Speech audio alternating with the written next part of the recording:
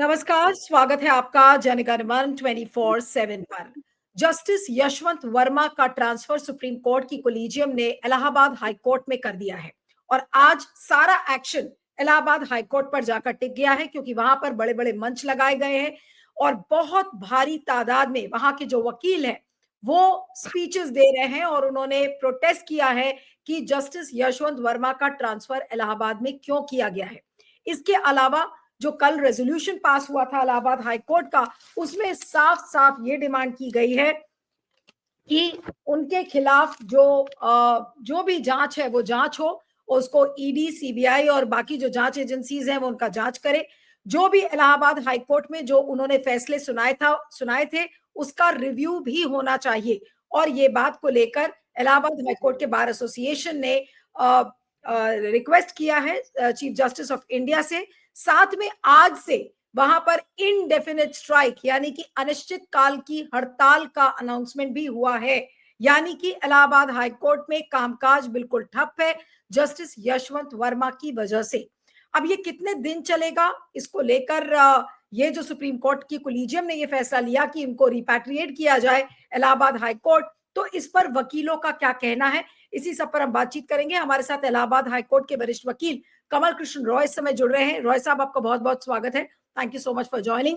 Allahabad high court में sir क्या माहौल है इस समय, मैं आपसे जानना चाह रही हूँ जी। Allahabad high court bar association ने बगावत का परचम बुलंद कर दिया है और यह बहुत कामयाबी से यह कारवां अपने मंजिल की तरफ आगे बढ़ रहा है। और जैसे जैसे एक एक घंटा बीत रहा वैसे वैसे उसको सपोर्ट करने वाले संगठनों का तांता भी, उसकी गिनती भी बढ़ती जा रही। आपको जानकर यह आश्चर्य होगा कि पहले दिन लोगों को लगता है कि बार एसोसिएशन इतनी ताकतवर नहीं है, क्योंकि इधर के वर्षों में चीफ जस्टिस और सीनियर जजेस ने बार के पदाधिकारियों को विभिन्न तरह के प्रलोभन देकर, किसी को जज बनने का सपना दिखाकर, किसी को सीनियर एडवोकेट का गाउन पहनाने का लालच देकर हमेशा अपने पंजे में रखा, उनको लड़ने की ताकत उनकी खत्म कर दी थी। लेकिन इसलिए शंका हो रहा था इस लड़ाई में हमारे अध्यक्ष अनिल तिवारी जी कहां तक कामयाब होंगे या बाकी पदाधिकारी लोग इनका साथ देंगे कि नहीं। लेकिन कमाल हो गया, आश्चर्य है कि इस कदर की यूनिटी, इस तरह की सॉलिडारिटी।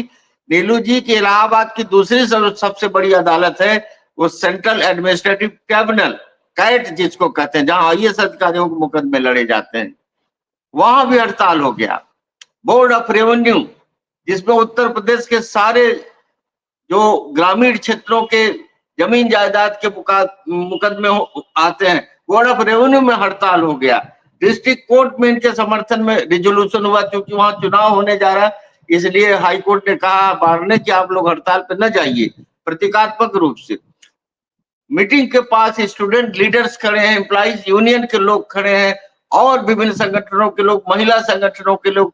और इसके अलावा इलाहाबाद में स्वतंत्र रूप से जो अधिवक्ता संगठन है, जैसे अधिवक्ता मंच है राजवंत सिंह, या यूथ बार एसोसिएशन है, या all India democratic bar association है, या AILU है, सबने मिलकर जो है इस आंदोलन को समर्थन दिया है। तो अब कम से कम या आज का जब तक सूरज डूबेगा तब तक हम समझ रहे हैं कि सुप्रीम कोर्ट के कोलेजियम का जो हौसला और हसरत भी डूब जाएगी और वो जो टकराव की उनकी इच्छा है, और बेहतर यही होगा। एक खुशी और इसमें आपको मैं बता दूं कि प्रदेश के 20 जिलों से लखनऊ बेंच समेत लोगों ने समर्थन का व्हाट्सएप भेजा है, समर्थन की चिट्ठी व्हाट्सएप पे भेजा, जिसको हमारे यहाँ आज हाईकोर्ट के मंच से पढ़ा गया। तो ये बहुत यादगार आंदोलन है, और ये आंदोलन इसलिए भी यादगार है कि इसका विषय ऐसा है कि समाज का कोई भी तबका इससे अपने को अलग नहीं कर सकता। हम लोग ये जो बगावत है रॉय साहब, ये बगावत इलाहाबाद हाई कोर्ट के बार एसोसिएशन ने सुप्रीम कोर्ट की कोलिजियम के खिलाफ बगावत की है। कोलेजियम के खिलाफ इसलिए बगावत किया कि कोलेजियम ने भ्रष्टाचार की लड़ाई को जिस ताकत और शिद्दत से लड़ना चाहिए था, उसमें ढेर सारे उन्होंने किंतु परंतु लेकिन लगा दिया है। उन्होंने 15 तारीख को जो आग लगी है उसको 20 तारीख को उस आग पे पानी डालते रहे, पर्दा डालते रहे, और प्रेस में आने के बाद और अखबार और आप जैसे चैनलों के पहलकदमी के बाद वो भी उन्होंने 36 घंटे तक झूठ बोला कि र्यूमर है और वो पैसा नहीं मिला है, आग नहीं लगी है। सरकारी अधिकारियों को लगा दिया झूठ बोलने में, क्योंकि लोकतंत्र बचेगा नहीं नीलू जी, अगर हमारी न्यायपालिका नहीं बचेगी। कार्यपालिका देख रहे हैं, विधायिका देख रहे हैं किस तरह से पतन के गर्त में जा रही है कि ये लोग किसी भी कीमत पे ये बड़े बड़े घरानों के हित में नीतियां बना रहे हैं। पार्लियामेंट का यह हालत है कि दिल्ली को घेर के 11 महीने तक लाखों किसान बैठे रहे। 700 किसानों ने शहादत दिया है, लेकिन पार्लियामेंट को जू नहीं देंगी। पूरा का पूरा लेजिस्लेचर का और एग्जीक्यूटिव का यही हाल है। एग्जीक्यूटिव का यह हाल है कि उत्तर प्रदेश में एक ऐसा अभी आईएएस घूस में पकड़ा गया है जो चाहे तो छोटा मोटा देश खरीद ले, इतनी उसने संपत्ति अर्जित कर ली। और हर स्टेट में हो रहा है। बाबुओं के यहाँ करोड़ों रुपए की बरामदगी हो। एक बचा हुआ था न्यायपालिका, लगता था कि न्यायपालिका इस 140 करोड़ हिंदुस्तानियों को लोकतंत्र में इंसाफ दिलाएगी, और यशवंत वर्मा कांड ने उनके घर से बरामद हुई करोड़ों रुपए अध जले और करोड़ों रुपए ने साबित कर दिया कि अगर इस मरीज को वेंटिलेटर से उतार कर अगर सही नहीं किया गया तो इस देश में कुछ बचेगा नहीं। इसलिए हमारा बात जो है रॉय साहब, कुछ लोग लेकिन ये सवाल कर रहे हैं इलाहाबाद बार एसोसिएशन से भी कि इसके पहले जैसे बहुत ही विवादित जज थे जस्टिस शेखर यादव, इनके मामले को आप लोगों ने इतनी मुखरता से नहीं उठाया जितना कि जस्टिस यशवंत वर्मा का केस को उठा रहे हैं। क्या इलाहाबाद बार एसोसिएशन सिलेक्टिव हो रहा है किसी के जज के मामले में और किसी के जज के इलाहाबाद बार एसोसिएशन ने जस्टिस शेखर यादव के भाषण का समर्थन कभी नहीं किया। इलाहाबाद के संगठनों ने भी किया समर्थन, तो योगी जी ने किया समर्थन, तो भाजपा से जुड़े हुए अधिवक्ता संगठनों ने किया। लेकिन इलाहाबाद बार एसोसिएशन ने इसलिए भी नहीं लिया कि क्योंकि मामला तुरंत जो सुप्रीम कोर्ट ने इसको कर लिया था, और सुप्रीम कोर्ट ने इनको बुला लिया था अपने सामने, उनकी पेशी हो गई थी। चीफ जस्टिस ने इनके खिलाफ एक्शन ले लिया, यही मांग कर रहे थे। और एक्शन लेने के बाद आज जस्टिस शेखर यादव जो वहां के बड़े पॉपुलर जज थे, मिलनसार व्यक्ति थे, आज वो एक ऐसी बेंच में बैठे हैं जिसमें सुबह से शाम तक ये बिना मुकदमा के एक तनाव में रहना पड़ता है। तो इससे बड़ी सजा एक जज को क्या होगी कि इसी हाई कोर्ट में वो जज बैठा हुआ है और उसको कोई काम नहीं दिया जा रहा। तो ये शेखर यादव जी का कोई समर्थन कभी बार ने नहीं किया था, किसी ने नहीं किया था। उसमें विवाद था कि सही बोले कि गलत बोले, लेकिन वो एक अलग विषय, लेकिन हाईकोर्ट बार इस पर डिवाइडेड नहीं था और कभी नहीं रहता। रॉय साहब, एक सवाल और भी है और उस चीज को लेकर चर्चा काफी तेज हो रही है, वो भी कि भाई इन हाउस इंक्वायरी अभी चल रही है। अगर मान लीजिए इन हाउस इंक्वायरी अभी चल रही है, अभी तो ये नहीं पुख्ता हुआ है कि यशवंत वर्मा के घर से जो कैश मिला है वो उनका है या उनके साथ साजिश हुई है। मान लीजिए कि इन हाउस इंक्वायरी में निकलता है कि जस्टिस यशवंत वर्मा मासूम है, तो फिर क्या मीडिया और फिर क्या जो इलाहाबाद बार एसोसिएशन है, क्या वो माफी मांगेगा जस्टिस यशवंत वर्मा से? जस्टिस यशवंत वर्मा मासूम है तो इस देश में जितने भी रिश्वत लेने वाले, बेईमानी करने वाले, लूट खसोट करने वाले हैं और जो जेलों में बंद है, उनको एक आदेश से सबको बरी कर देना चाहिए। और चाहे तिहाड़ जेल में हो चाहे नैनी जेल में, उनको दरवाजे पे लाके माला पहनाना चाहिए। जिसको चीफ जस्टिस दिल्ली हाईकोर्ट के चीफ जस्टिस ने कहा, इनको बचाने वाले कह रहे हैं कि आउट हाउस में था, घर के पीछे था, बीच में दीवार थी।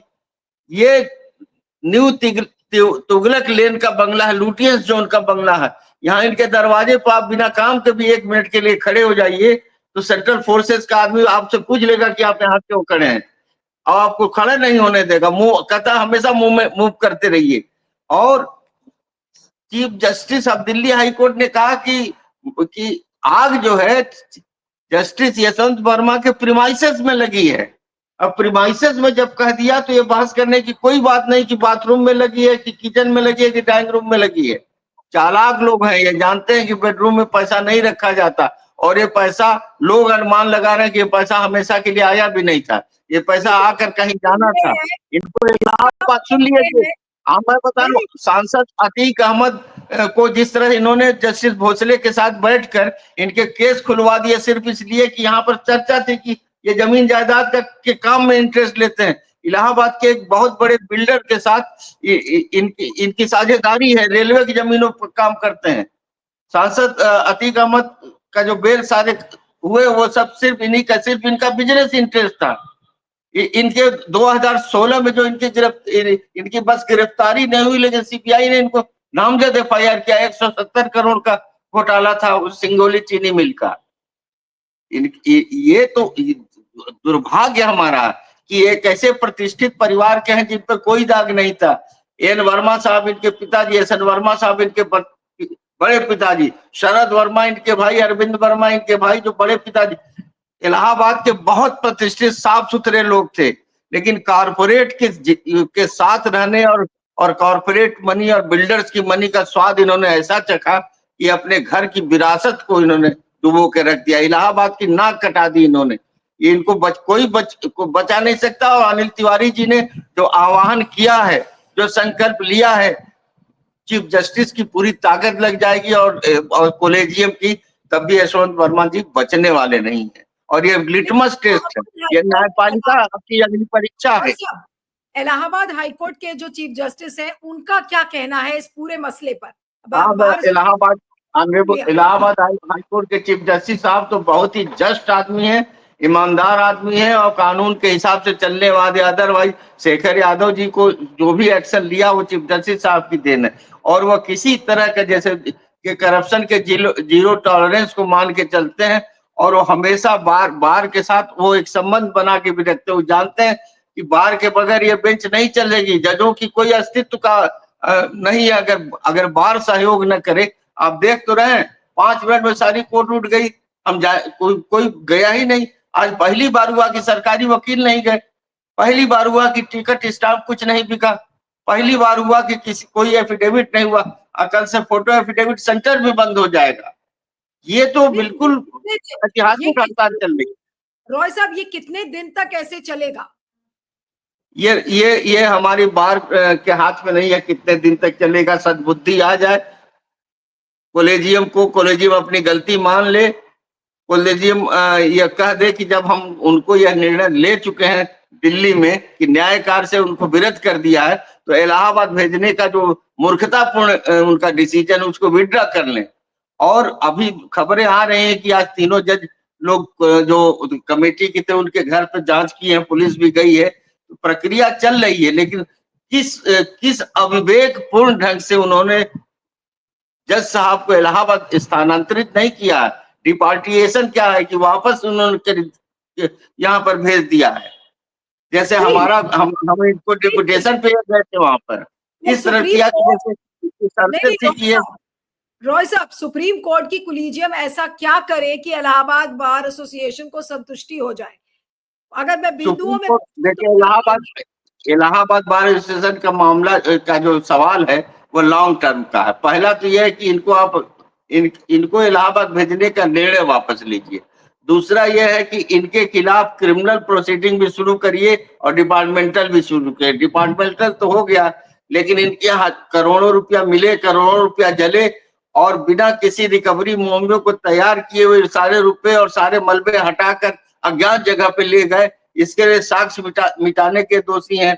यह ईडी और इनकम टैक्स के हवाले इनको किया जाए, पुलिस के हवाले किए जाए, इसके लिए सीजीआई परमिशन दे। तीसरा बार की यह डिमांड है कि इनके सारे जजमेंट से 2021 से 25 तक उसकी समीक्षा किया जाए और देखा जाए कि किन किन वेस्टेड इंटरेस्ट को इन्होंने अपने जजमेंट से फैसला पहुंचाया। आपने देखा कि दीपक मिश्रा ने 8,000 करोड़ का फायदा पहुंचाया था अडानी को अपने 6 जजमेंट से। और ये चीज प्रशांत भूषण जी ने केस वाई रखा है देश के सामने। तो जज अगर चाहे तो हजारों लाखों कामगारों को, मजदूरों को, कर्मचारियों को उनके जीवन यापन से ज्यादा उनके नौकरी का रेगुलराइजेशन कर सकता है, कंफर्मेशन कर सकता है। जज चाहे तो बहुत सारे अवार्ड्स लागू करता है और जज चाहे तो अडानी अंबानी की सेवा भी कर सकता है।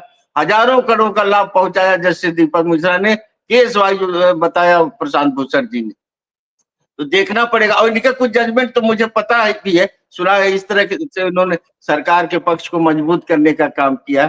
तो ये तो अब वो एक ऐसी लेकिन मछली है क्या जिसको इस तालाब कभी से निकाले अपने देना चाहिए। कभी आपको अपने इतिहास में ऐसी याद है कि कोई इलाहाबाद का बार एसोसिएशन या देश के किसी भी हिस्से के बार एसोसिएशन ने इस तरीके की बगावत सुप्रीम कोर्ट के कोलिजियम के साथ की हो? सुप्रीम कोर्ट के कोलिजियम और चीफ जस्टिस के साथ तो सुप्रीम कोर्ट ने बहुत बगावत की है। वहां पर तो एक संगठन ही था, judicial organization for the judicial accountability, जिसको शांति भूषण जी चला रहे थे। और शांति भूषण जी ने कहा था कि हिंदुस्तान के पिछले 16 से 17 चीफ जस्टिस ऑफ इंडिया हुए, उसमें आधे से ज्यादा भ्रष्ट थे। उन्होंने नाम तक लेके किया कि कौन कौन लोग भ्रष्ट थे। तो सुप्रीम कोर्ट तो लगातार लड़ती रही। और आपको मैं बताऊं, बॉम्बे हाई कोर्ट में अब्दुल करीम छागला साहब वहां के बार के प्रेसिडेंट थे।